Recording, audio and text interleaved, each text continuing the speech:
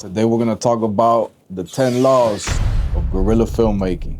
So I've been filming for over 10 years. I've been kicked out of locations. I've been asked if I had permits. Can I see your permit, please?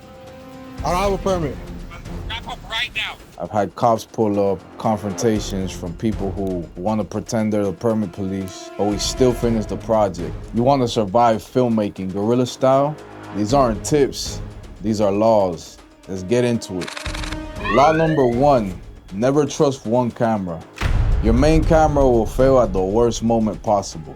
Make sure you got a backup, whether it's an iPhone, whether it's an Osmo Pocket, whether it's a secondary B cam, whatever it is, just make sure you're prepared with more than one camera. And if you can have a second operator capturing footage too, even better. That way you're in, you film as much content as possible, and you're out. Having a second camera on deck could be the difference between having a successful shoot or walking away from the location with your head down. On to law number 2. Speed is everything. Being fast means being perfect. As soon as you get to the location, have your equipment already mounted, have your lights ready to go, have everything ready. Don't get there and start setting up your gimbal or start setting up your tripod while everybody's watching you, because the longer you take, the more chances you have of being kicked out. Be as perfect as you can, but move quick.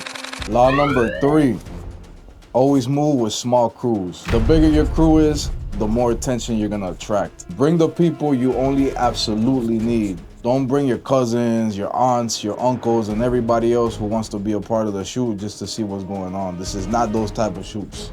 You can do that in a film studio, but you can't do that in the real world. Law number 4, don't fight the environment, learn how to use it.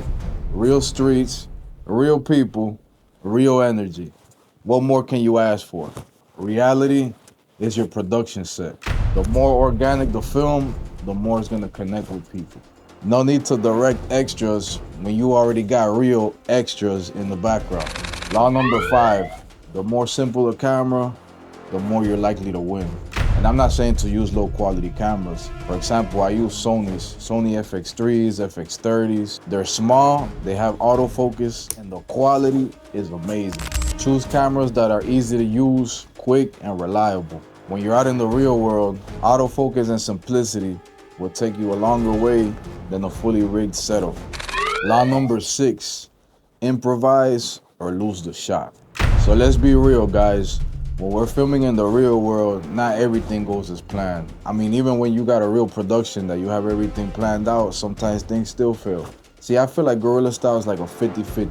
50% of the times everything goes perfect without any hiccups, and then the other 50% of the times things might not go as planned, and you gotta improvise, you gotta problem solve, and you gotta learn how to use resources. See, plans fail, locations change, people interrupt, some of the talent sometimes doesn't show up. There's a lot of things that can happen.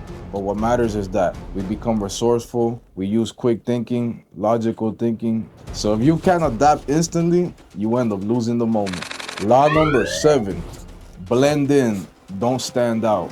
Dress normal, act normal.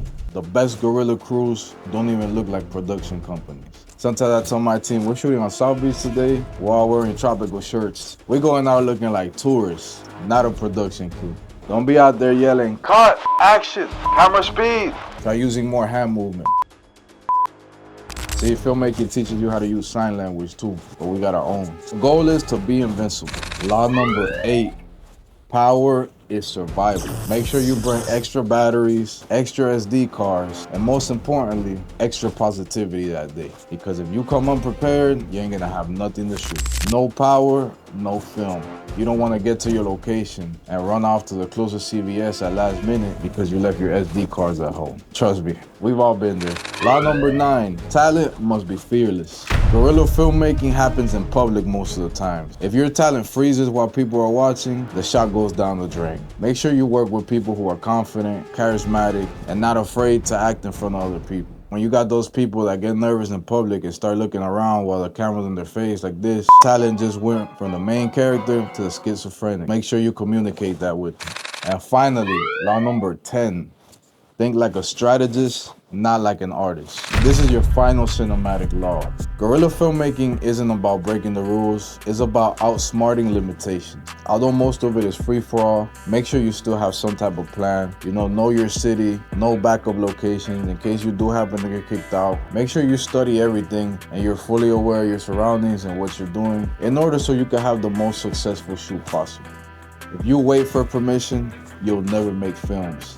You learn to adapt, you'll always have something to create. If you feel like you got some valuable insight from this video, consider subscribing to the channel and sharing with your friends.